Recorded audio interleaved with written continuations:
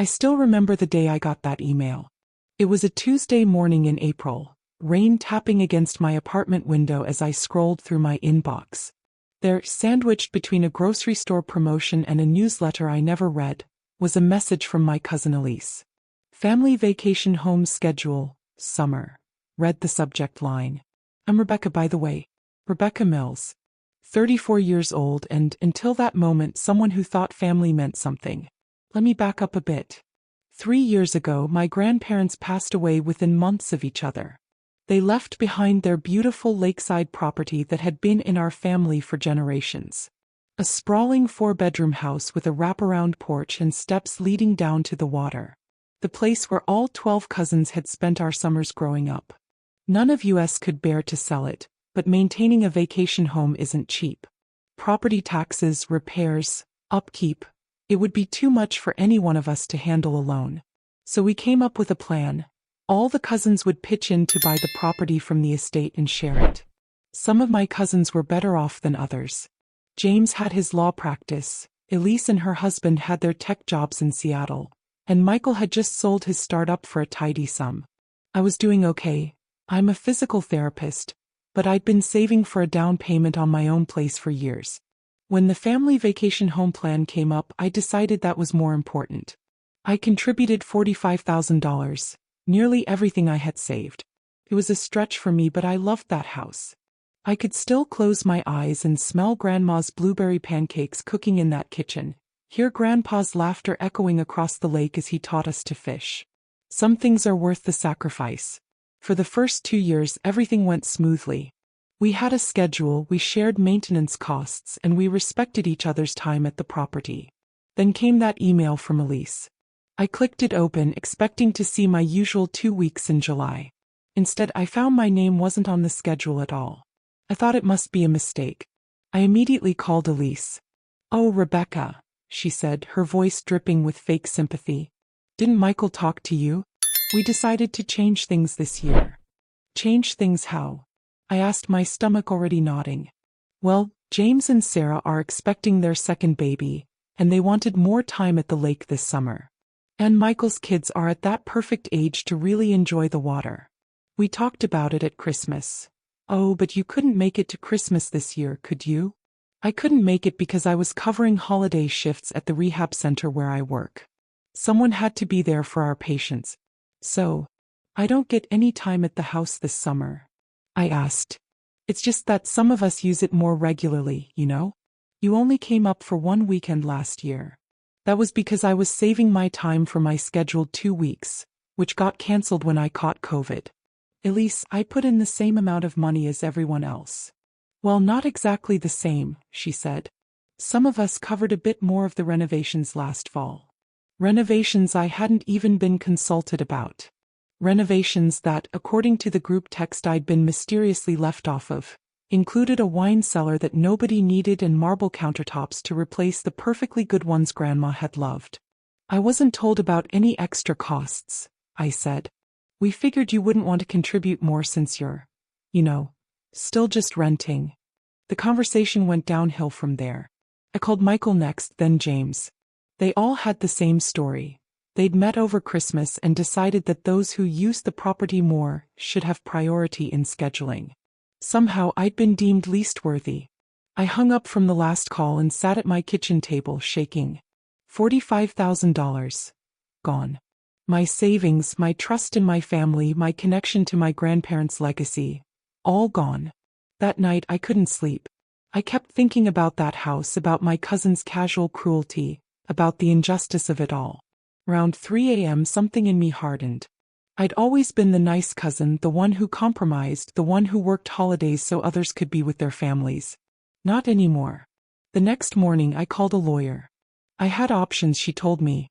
I could force a sale of the property, demand my investment back plus interest, even sue for breach of contract since we'd all signed an agreement about equal access. But as I was leaving her office, my phone buzzed with a real estate notification. I'd set these up years ago when I was actively house hunting, before the vacation home plan derailed that dream. Actually, I ignored them now. This one caught my eye, though. New listing. Lakefront property, 156 Shore Drive. I knew that address. It was right next door to my grandparents' house. I called the listing agent immediately and scheduled a viewing for that afternoon. The property wasn't as grand as our family home. It was smaller, just 3 bedrooms, and definitely needed work. The previous owners had been an elderly couple who hadn't updated anything since the 1980s. But it had potential, and more importantly, it had 200 feet of prime lakefront with a better view than my grandparents' place. "What's the asking price?" I asked the agent. She named a figure that was almost exactly what I'd contributed to the family house, plus the extra I'd saved since then. It felt like fate. I made an offer that day, slightly under asking but with minimal contingencies and a fast close. To my surprise, they accepted. Maybe they sensed my determination. Maybe they just wanted to be done with it. Either way, 30 days later, I had keys to my own lakefront property. I didn't tell my cousins. Not yet. Instead, I took a 2-week vacation from work, the same 2 weeks I would have spent at the family house, and drove up to the lake. As I pulled into the driveway of my new place, I could see my cousins' cars parked next door. I kept my head down and went inside. The house smelled musty and looked worse in natural light than it had during the viewing. For a moment, doubt crept in. What had I done? I didn't know the first thing about renovating a house. I couldn't afford contractors to do everything that needed doing. Then I heard laughter floating over from next door, my cousins enjoying the property that should have been partly mine, and my resolve returned. I spent those 2 weeks working from sunrise to sunset. I ripped out old carpet, painted walls, fixed what I could, and made lists of what would need professional help. I became a regular at the local hardware store. The owner, a weathered man named Frank who'd known my grandparents, started giving me contractor recommendations and discounts on supplies. "You're putting in the work yourself," he said approvingly. "Most of these vacation people just hire it all out." By the end of my 2 weeks, the house was still far from perfect, but it was clean, freshly painted, and mine. On my last evening, I sat on my small dock, feet dangling in the cool water, and watched the sunset. I could see my cousins on their dock too, drinking wine and taking selfies. Michael spotted me and did a double take. He nudged Elise, who stared over at me with her mouth open. I raised my glass in their direction and smiled. The texts started flooding in minutes later. "Is that you next door? W. for Becca, when did this happen? Why didn't you tell us you were buying property up here?" I didn't answer any of them. Instead, I finished my wine, went inside my house, and started making plans. Over the next year, I poured everything into that property. Every extra dollar, every spare weekend, every vacation day. I had a vision, and slowly it took shape. I hired local contractors for the big stuff. A new roof, updated plumbing, electrical work that was beyond my skills. For everything else, I learned to do it myself. I installed floating shelves in the kitchen, laid tile in the bathrooms, built a fire pit overlooking the lake. Frank at the hardware store introduced me to his daughter, Layla, who ran a small interior design business. She helped me source affordable but beautiful furnishings and taught me about space planning. We became friends, and soon she was bringing her girlfriend over on weekends to help with projects. "You should rent this place out when you're not using it," Layla said one day as we installed ceiling fans. "Vacation rentals around the lake go for top dollar, and yours is going to be gorgeous when we're done." I hadn't thought of that, but the idea took root. I did some research on vacation rental platforms and realized I could potentially make enough to cover my mortgage payments and then some. With Layla's help, I staged the house for professional photos. "What are you going to call it?" she asked as we reviewed the listing. I looked out the window at the family house next door, where my cousins had installed an ugly security light that shone right into what would be my guests' bedrooms. "The better view," I said. Layla laughed. I priced my rentals slightly below similar properties to attract initial bookings. It worked. Within days of listing, I had reservations for most of the summer weekends. My first guests were a family with 3 young children. They raved about the house, the private sandy beach area I'd created, and especially the custom fire pit. They left a glowing 5-star review. More bookings rolled in. More 5-star reviews accumulated. I reinvested the rental income into further improvements. A hot tub on the deck, new Adirondack chairs for the beach, kayaks for guests to use. I still didn't talk much to my cousins, though they made attempts to reconcile once they realized I was now their neighbor. "You should come over for dinner," Elise texted one Friday when I was up checking on the property between guest stays. "Can't," I replied. "I'm installing smart home features for my guests." It wasn't petty exactly. I was genuinely busy making my property better. But I won't pretend I didn't enjoy their growing awareness of what was happening next door. By the second summer, the Better View had become one of the highest-rated properties on the lake. I was booked solid from May through September at premium rates. I'd quit my full-time job and now worked part-time at a local clinic, spending the rest of my time managing my rental and continuing improvements. Meanwhile, I couldn't help but notice things deteriorating at the family property. Their once beautiful landscaping was overgrown. The fancy renovations they'd done were already showing wear. I heard from Layla, who knew everyone's business in the small lake community, that my cousins were arguing about maintenance costs. "Apparently they can't agree on who should pay for the new dock they need," she told me. "The old one is pulling away from the shore." I said nothing, but I did notice their bookings on the rental platform were sporadic and their reviews mediocre. "House needs updates," read one. "Owners next door much nicer and more helpful," said another. That fall I got a call from James. His voice was tight, controlled. "Rebecca, we need to talk about what you're doing." "What am I doing?" I asked innocently. "Your rental operation. It's becoming a problem. The constant stream of strangers, the noise." I cut him off. "My guests have strict rules about noise. Unlike your kids who were screaming at 2 a.m. during your last visit. That's different. We're family." "Are we?" I asked. "Because family doesn't cut someone out of a property they helped purchase." There was a long silence. "Look," he finally said, "we may have handled things badly last year. We're willing to put you back on the schedule if you'll stop this." I almost laughed. "Stop what? Running my successful business? Enjoying my property? No thanks, James. I'm doing just fine on my own." I hung up feeling lighter than I had in months. The third summer I expanded. I bought the empty lot on the other side of my property, a foreclosure I got for a good price, and built a small guest cottage.